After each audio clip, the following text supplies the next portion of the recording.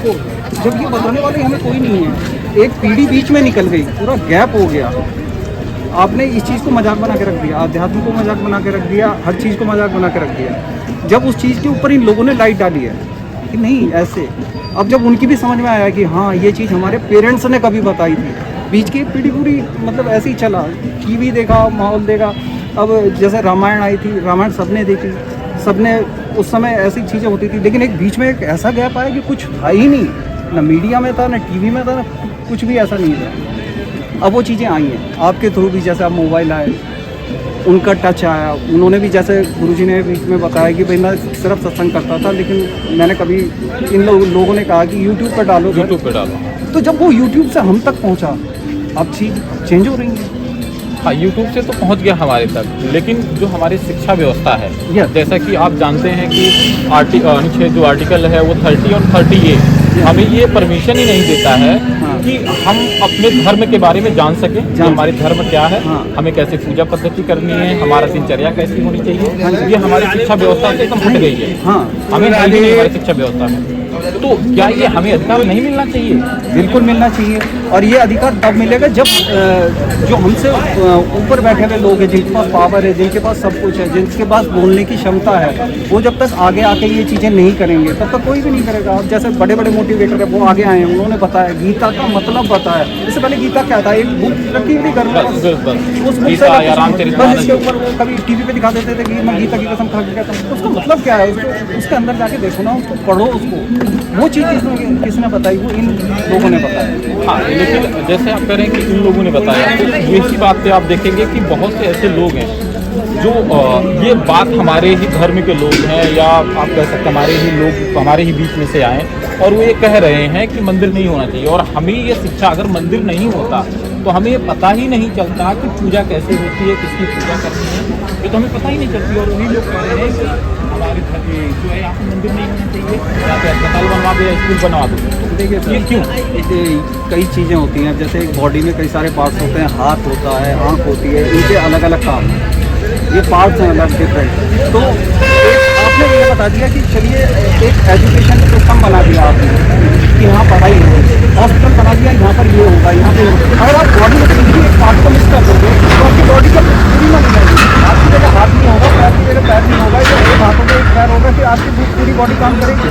तो ये जो जैसे हमारे मंदिर हैं, ये इनको आपने एक तरीके से घर से रिलेट करके जोड़ दिया कि नहीं जी मंदिर होगा तो ये तो बस वो एक ही काम करेंगे, ऐसा नहीं होता। मंदिरों में जाके भी काफ़ी कुछ चेंजेस आते हैं, आप जाके देखें। मंदिर, मेरा मानना है कि मंदिर ही बहुत ज़्यादा चेंज कर रहे हैं, क्योंकि मंदिर ही अस्पताल चला रहा है, मंदिर ही स्कूल चला रहा है, और मंदिर ही हमें अपने धर्म के शिक्षा के बारे में मंदिर ही बताया। मंदिर, अगर मंदिर नहीं होता तो हम नहीं जान पाते पूजा पद्धति क्या है। आप देखिए ना, कोई भी आज तक हमारी इंडिया पे इतने आक्रमण हुए, हमको लूटा गया, हमको खसोटा गया, सबसे पहले क्या किया गया, हमारे जो जितने भी धर्मशास्त्र थे इनको हटाया गया, हमारी संस्कृति पर अटैक करा गया। क्यों? क्योंकि हमें ख़त्म करना है। हमको ये, जब हमारी आँखें ब्लाइंड हो जाएंगी तो हम क्या आगे बढ़ेंगे, और क्या किसको क्या अपने बच्चों को क्या बताएंगे? वो तो यही बताएंगे ना फिर जो बाहर वाले ने हमें वो दे दिया कि भाई ये इस चीज़ को फॉलो करो, इंग्लिश को फॉलो करो, ये करो, हिंदी बेड़ा गर्क कर देगी आपका। आज देखो ना, हिंदी के कितने सारे कवि हैं, पोएट हैं, ये कितने आगे तक बढ़ गए हैं। तो आपको एजुकेशन सिस्टम पर बहुत ध्यान देना होगा। हमारा एजुकेशन सिस्टम कहाँ है? बहुत पीछे है, बहुत पहले की बातें अभी तक पढ़ाई जा रही हैं, जिनका कोई वो नहीं है। कलाम साहब ने भी यही बोला था कि आप 10th के बाद या 12th के बाद उसको देखो ना, बच्चे की रुचि किस तरफ है, वो कहाँ जाना चाहता है, उसको क्या पढ़ाना है हमें। नहीं, ठीक है, पढ़ाना एक अलग की विषय हो गया, धर्म एक अलग विषय है। हाँ, लेकिन हमारा सबसे पहले जो हमें अटैक किया गया वो हमारे गुरुकुलम पे, हमारी शिक्षा व्यवस्था पे, और हमारी जो मेन शिक्षा व्यवस्था हमारी धर्म की थी वो हमारे गुरुकुलम में थी। गुरुकुलम उस पे ही मैकाले जो पद्धति थी, मैकाले वहाँ पे ही अटैक किया गया, और वही आप रूप देख रहे हैं कि अन्य धर्म में जैसे जो भी मजहब है उनका, जैसे कि आप मैं बता रहा हूँ आपको 30 और 30A में उनको दिया गया पढ़ने का पूरा छूट है, अन्य जो भी मजहब है उनको दिया गया, लेकिन हमें हमारे धर्म को ही नहीं बताया गया। हमको उस चीज़ से बिल्कुल अलग कर दिया गया, हमको एक नई चीज़ बता दी गई, जबकि इस चीज़ में बहुत कुछ है। अब टोटल आपकी गीता जो है, अगर उसको, मुझे इतना नॉलेज नहीं है, हाँ मैंने थोड़ा बहुत पढ़ा है उसके बारे में, लेकिन जो जैसे मुझे इन्हीं चीज़ों से पता चला कि भाई ये जो न्यूक्लियर पावर बनने की पहली कहानी थी ये गीता से ही निकली थी, ठीक है, और भी कई सारी चीज़ें हैं जो हम इन डिबेटों में देखते हैं, तब पता चलता है कि यार ये चीज़ें तो हाँ कहीं थी शायद, लेकिन कहाँ से आई किसी को कुछ नहीं पता। तो उस चीज़ को कौन बताएगा? उन चीज़ों को ये लोग बता रहे हैं कि नहीं बेटा इसको ऐसे नहीं ऐसे करना। आप युवा वर्ग से क्या कहना चाहिए कि जो हमारे साधु संत हैं, जो बच्चे हैं, जैसा कि आप राधा केली बिंज या वृंदावन धाम आप आ रहे हैं, तो इनको किस तरह से हमें जो है सुनना चाहिए और क्या करना चाहिए कि किस तरह से हमारे धर्म में हमारा धर्म भी बचा रहे और हमारे जीवन में परिवर्तन भी आए? देखिए सर, सबसे पहली बात तो है सुने सुनाए पे एक तो विश्वास ना करें, अपना दिमाग भी लगाएं। अगर हमारे धर्मशास्त्र हमसे ये कह रहे हैं और ये बहुत पहले कह दिया गया है, ठीक है, तो हमें उसको भी फॉलो करना। आप एक तरीके से बस इंग्लिश बोल रहे हैं या कुछ भी मतलब हल्का देख के वेस्टर्न कल्चर को देख के अगर हम आगे चलेंगे, दूसरे को देख के अगर अपने उसको पीछे करेंगे, हम उसको अपने जो हमारे पास है उसको फॉलो नहीं करेंगे, हम बहुत पीछे चले जाएंगे। तो हमें सबसे पहले ये देखना है कि हमारे पास जो है उसको कैसे संजोया जाए या उसको आगे कैसे बढ़ाया जाए। ठीक है, जब तक हम उसके ऊपर काम नहीं करेंगे तब तक कोई फायदा नहीं है। घर के जो पेरेंट्स हैं, माता पिता हैं, उनको अपने बच्चों को अपने धर्म के बारे में बिल्कुल पढ़ाना चाहिए, बिल्कुल पढ़ाना चाहिए, समझाना चाहिए। और उन्हें मैं तो ये कह रहा हूँ कि आप जो उस बच्चे को एक मोबाइल दे रहे हो, आप 1 घंटा एक डिसाइड कर लो ना कि उसको जरा आप भी गीता लेके बैठो या कोई भागवत लेके बैठो, उसको एक लेसन पढ़ा के बताओ। अगर कुछ लगता है आपको कि इसमें ये बात गलत है, ये नहीं होनी चाहिए, तो मत पढ़ाइए उसको। या उसे भी समझने का अधिकार है ना कि इन किताबों में ऐसा क्या था कि जो मुझे नहीं पढ़ाया गया, या मेरे पेरेंट्स क्यों नहीं पढ़ा रहे मुझे। आजकल तो बहुत आगे जमाना पहुँच चुका है ना, तो उसको भी अधिकार। पहले हमारे घरों में सुबह जगते ही राम राम होता, राम राम या राधे राधे जो भी है वो होता था। अब वो हाय हेलो अपने बच्चों को सिखा रहे हैं। अब समझो ना, हाय हेलो मतलब क्या है, क्या क्या होता है, उसका मीनिंग क्या है, कहाँ से आया, किसी को कुछ नहीं पता। और जो हमारे उसमें राम राम क्यों बोला जाता है, उन्होंने क्या ऐसा कर दिया था कि जो हम बार बार राम राम बोलते हैं, उसको बोलने से क्या होता है? बोल राधे मुझे बोल। तो जब तक हमें वही नहीं पता होगा तो फिर क्या फायदा है? आगे आगे सब कुछ ये चीज़ें कल्चर ख़त्म होता चला जाएगा। आप देखो ना, कई भाषाएं ऐसी हैं जो विलुप्त हो गई हैं, ठीक है, कई संस्कृति ऐसी हैं जो विलुप्त हो गई। क्यों? हमने यूज़ ही नहीं करा उनका। आज हम कहाँ करें? हम हिंदी भी ठीक ढंग से नहीं बोल पा रहे। हम संस्कृत को, अभी मैंने परसों देखा एक न्यूज़ आई थी कि एक बच्ची अकेली संस्कृत का पेपर दे दी थी और 12 टीचर उसको एग्जामिनेट कर रहे थे, ठीक है, सिर्फ एक बच्चा संस्कृत के लिए। कैसे हुआ ये? तो मतलब बहुत कि हमारी सभी भाषाओं की जननी है। आज हम यहाँ खड़े हैं, श्लोक याद है उनको, तेज देखो उनके चेहरे, उनकी बातें सुनो। महाराज जी का तेज का मुख्य कारण ब्रह्मचर्य, तो वही युवाओं में ब्रह्मचर्य क्षीण करने की सबसे, क्योंकि मोबाइल आप जान रहे हैं एग्जैक्टली, तो युवाओं को महाराज जी का सत्संग जो है वो बहुत ज़्यादा पुश कर रहा है ब्रह्मचर्य धारण करने की। क्योंकि महाराज जी बताते हैं, और आप भी, हम भी, और आप समाज में ही रहते हैं, डॉक्टर ये सलाह दे रहे हैं हाँ, कि जो है मास्टरबेशन करना चाहिए। हाँ, ये खुद सलाह दे रहे हैं। तो बताइए समाज कहाँ, युवा पीढ़ी कहाँ जाएगा? अब वो गुरुजी ने इस टॉपिक को उठाया, उस टॉपिक को अभी तक अगर आप देखोगे इस टॉपिक को कोई नहीं उठाया था। नहीं, शर्म आती है, होता है। मेरा भी अपना बेटा है, मैं उसके सामने नहीं कह सकता, लेकिन मैं वो वीडियो चला के उसे दिखा सकता हूँ, क्योंकि मुझे अवेलेबल कराया उन्होंने। तो ऐसे लोगों का इसलिए फॉलो करना बहुत ज़रूरी है। ये बता रहे हैं कि क्या किस चीज़ को करने से क्या नुकसान है। मेरा भी वीडियो बनाने का सिर्फ यही मकसद है कि मैं और भी किसी चीज़ पे बना सकता था, लेकिन मेरा मतलब ये था कि सनातन धर्म, हमारा जो धर्म है वो लोगों तक जाए। क्योंकि मैं देख रहा हूँ अन्य लोग हैं वो अपने धर्म के बारे में जागरूक ज़्यादा करते हैं, और अपने छोटे छोटे बच्चों को। लेकिन अगर हमारे धर्म के लोग हैं वो इतना धर्म पे ज़्यादा वो नहीं, बस उनका फोकस ये है कि आजकल रील का ज़माना चल गया वो देखना। लेकिन मेरा मकसद ये था कि लोग जाने हमारे साधु संत क्या हैं और इनसे क्या मिलेगा हमें आगे चल के। अब हमने, वो सही कहते हैं, वो कहते हैं कि हमने एक टीवी में ये बताया कि साधु संत सब ढोंगी होते हैं। अरे आपने कभी जानने की कोशिश करी कौन ढोंगी है कौन नहीं है? वो भी, उसमें भी वो अंतर बता रहे हैं। आप फॉलो नहीं कर सकते, आप फॉलो नहीं कर सकते। पहले आप खुद अनुभव करो। आप इतनी बार आए होंगे यहाँ पे, ना तो कोई चार्ज आप जैसा कि नहीं, ना किसी को बुलाया जाता है, ना महाराज जी के कहीं पोस्टर लगा हुआ है, ना कोई प्रचार है, ना कोई प्रचार है। तो अगर आपको नहीं लगे तो आप खुद आके नहीं, आप वीडियो देखिए। अगर आपको लगता है कि ये सब गलत बोल रहे हैं, तो आप, इतने सारी पब्लिक जो ये आ रही है, ये सब पागल नहीं है, सब एजुकेटेड लोग हैं, सब बहुत अच्छे घरों से हैं, यहाँ बैठे हुए हैं, हम भी बैठे हुए हैं, आप भी शूट कर रहे हैं। तो ये ऐसा ही नहीं है, उनकी बातों में कुछ ना कुछ तो सच्चाई है, कुछ ना कुछ तो वजन है। और महाराज जी के जो नित्य सेवा में है वो हाँ। कोई ऐसे नहीं है, कोई डॉक्टर है, कोई इंजीनियर है, कोई PhD किए पढ़ा है, कोई मतलब ऐसे नहीं, कोई बहुत अच्छे अच्छे पदों, कोई आर्मी में था, कोई ऑफिसर था, मतलब बहुत अच्छे अच्छे पदों में है। अगर उनको कोई सुख का अनुभव नहीं होता तो कब के छोड़ के चले जाते। बिल्कुल। और कोई बिजनेसमैन, उनको खाने के लाले थोड़ी ना पड़े हैं। आप सोच सकते हैं, मैं यही मतलब मैं जो जिन लोगों से मेरी बात होती है मैं उनसे यही कहता हूँ कि आप एक बात सोचो, जो महाराज जी के पास हैं, अभी उनकी उम्र क्या है, आप एक बार सोचो। अगर उनको सुख नहीं होता इस जीवन में, उनको लगता है कि यार मुझे कुछ नहीं मिला, मैं 10 साल 5 साल 4 साल गंवा दिया, मुझे सुख नहीं मिला, तो कब के चले जाते। कब के चले जाते। जो लोग उनकी नित्य सेवा में है, कोई प्रोफेसर था, कोई मतलब मैं यही कहता हूँ कि आप सोचो कि कुछ ना कुछ है, और ये आपको सिर्फ सनातन के अलावा कहीं मिलने वाला नहीं है। और फिर देखो ना, 2:30 बजे छोटे छोटे बच्चे सोते हैं, उनकी मैंने वीडियो देखी है, तो छोटे छोटे 2.5 मतलब 5-5 6-6 साल के बच्चे यहाँ राधे राधे करते हैं।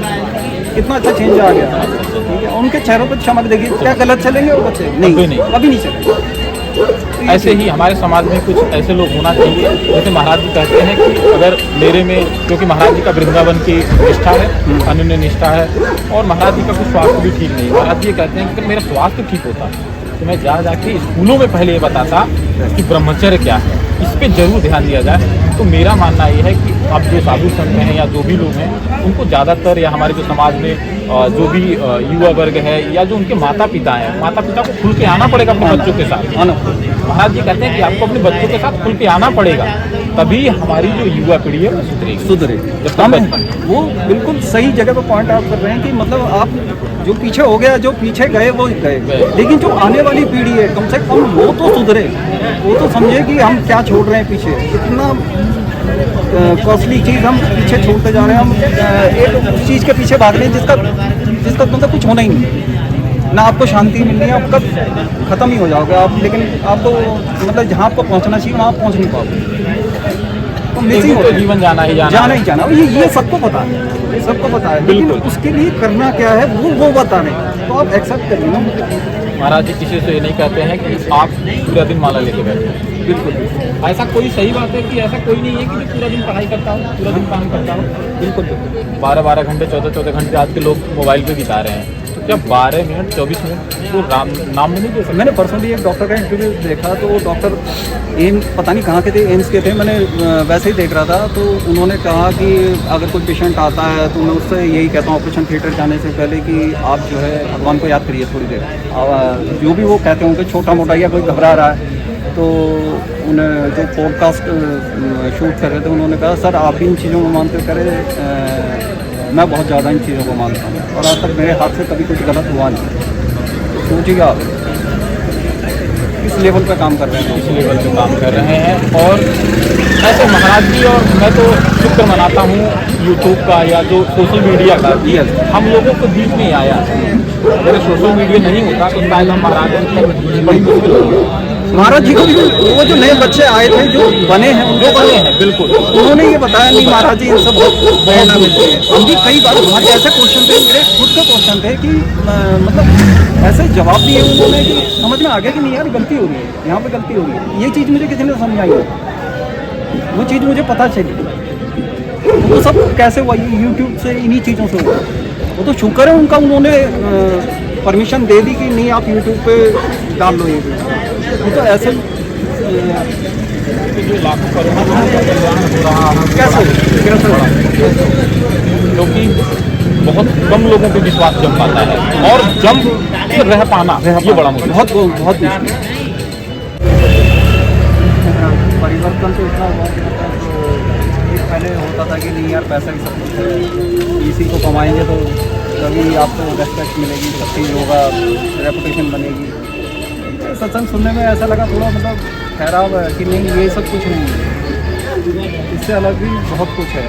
आध्यात्म मार्ग पर चलकर मतलब ये लगता है कि हाँ कुछ इन सब चीज़ों से शांति जो मिलेगी आपको वो आध्यात्म से मिलेगी आपको। ऐसा भाग दौड़ में कुछ नहीं होने वाला, आप इससे कहीं पहुंच नहीं सकते।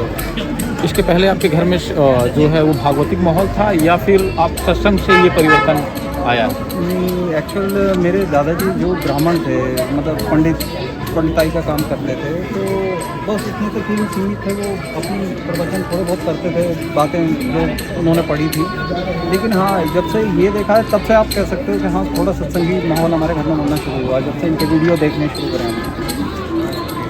तो घर में बच्चे हैं, जैसे कि आप देखते होंगे कि आज एक गांव में या कहीं पे भी आप देखेंगे बहुत सारे हमारे जो धर्म के लोग हैं वो अपने बच्चों को अपने धर्म के बारे में शिक्षा नहीं देना चाहते, क्योंकि वो सोचते हैं कि कहीं ना कहीं हम अपने धर्म के बारे में बताएंगे तो हमारा जो बालक है वो संत ना बन जाए, बाबा जी ना बन जाए। तो इससे वो अपने धर्म को नहीं बताना चाहते हैं या फिर थोड़ा सा छुपाते हैं। तो क्या ये सही है या फिर? देखिए सर, इस चीज़ में एक बात है कि पहले हम खुद के या तो पहले हम खुद ही नहीं समझते थे उन चीज़ों को, इन चीज़ों का मतलब क्या है, इन चीज़ों की गहराई क्या है।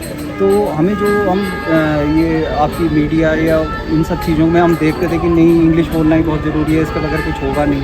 लेकिन जब तक आपका कोई रिप्रेजेंटेटिव जो आपको ये बताए कि नहीं, इस चीज़ से ये चीज़ होगी, जब तक कोई आपको ठीक नहीं करेगा, आपको बताएगा नहीं, तो जो एक बीच में एक गैप आया था, वो गैप को इन लोगों ने फुलफिल किया। जैसे कई मोटिवेटर आए, उन्होंने बोला नहीं यार, पूजा पाठ भी कोई चीज़ होती है, इससे ऐसा होता है।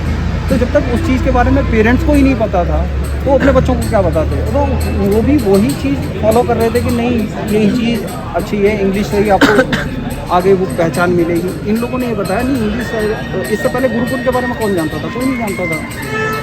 तो ये चीज़ें लाया कौन?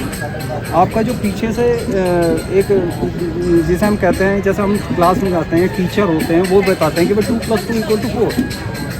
तभी हमको पता चला 2 + 2 = 4। जब ये बताने वाले हमें कोई नहीं है, एक पीढ़ी बीच में निकल गई, पूरा गैप हो गया। आपने इस चीज़ को मजाक बना के रख दिया, आध्यात्म को मजाक बना के रख दिया, हर चीज़ को मजाक बना के रख दिया। जब उस चीज़ के ऊपर इन लोगों ने लाइट डाली है कि नहीं ऐसे, अब जब उनकी भी समझ में आया कि हाँ, ये चीज़ हमारे पेरेंट्स ने कभी बताई थी, बीच की एक पीढ़ी पूरी मतलब ऐसे ही चला, टीवी देखा, माहौल देखा। अब जैसे रामायण आई थी, रामायण सबने देखी, सबने उस समय ऐसी चीज़ें होती थी, लेकिन एक बीच में एक ऐसा गैप आया कि कुछ था ही नहीं, ना मीडिया में था, ना टीवी में था, ना कुछ भी ऐसा नहीं था। अब वो चीज़ें आई हैं आपके थ्रू भी, जैसे अब मोबाइल आए, उनका टच आया। उन्होंने भी, जैसे गुरुजी ने बीच में बताया कि भाई मैं सिर्फ सत्संग करता था, लेकिन मैंने कभी इन लोगों ने कहा कि यूट्यूब पर डालो, यूट्यूब पर डालो। तो जब वो यूट्यूब से हम तक पहुंचा, अब चीज़ चेंज हो रही है। हाँ, यूट्यूब से तो पहुंच गया हमारे तक, लेकिन जो हमारी शिक्षा व्यवस्था है, जैसा कि आप जानते हैं कि अनुच्छेद जो आर्टिकल है वो 30 और 30A हमें ये परमिशन ही नहीं देता है कि हम अपने धर्म के बारे में जान सकें कि हमारे धर्म क्या है, हमें कैसे पूजा पद्धति करनी है, हमारा दिनचर्या कैसी होनी चाहिए। ये हमारी शिक्षा व्यवस्था से एकदम हट गई है, हमें नहीं हमारी शिक्षा व्यवस्था में। तो क्या ये हमें अधिकार नहीं मिलना चाहिए? बिल्कुल मिलना चाहिए, और ये अधिकार तब मिलेगा जब जो हमसे ऊपर बैठे हुए लोग हैं, जिनके पास पावर है, जिनके पास सब कुछ है, जिनके पास बोलने की क्षमता है, वो जब तक आगे आके ये चीज़ें नहीं करेंगे तब तक कोई भी नहीं करेगा। अब जैसे बड़े बड़े मोटिवेटर है, वो आगे आए हैं, उन्होंने बताया, गीता का मतलब बताया। इससे पहले गीता क्या था? एक बुक रखी हुई घर में, उस बुक से बस इसके ऊपर वो कभी टीवी पे दिखा देते थे कि मैं गीता की कसम खा के कहता हूँ। उसका मतलब क्या है? उसके अंदर जाके देखो ना, उसको पढ़ो, उसको वो चीज़ किसने बताई? वो इन लोगों ने बताया। हाँ, लेकिन जैसे आप कह रहे हैं कि इन लोगों ने बताया, तो यही बात पे आप देखेंगे कि बहुत से ऐसे लोग हैं जो ये बात हमारे ही धर्म के लोग हैं, या आप कह सकते हैं हमारे ही लोग हमारे ही बीच में से आए, और वो ये कह रहे हैं कि मंदिर नहीं होना चाहिए। और हमें ये शिक्षा, अगर मंदिर नहीं होता तो हमें पता ही नहीं चलता कि पूजा कैसे होती है, किसकी पूजा करनी है, ये तो हमें पता ही नहीं चलती। और वही लोग कह रहे हैं कि हमारे घर जो है यहाँ पर मंदिर नहीं होना चाहिए, यहाँ पे अस्पताल बनवा दे, स्कूल बनवा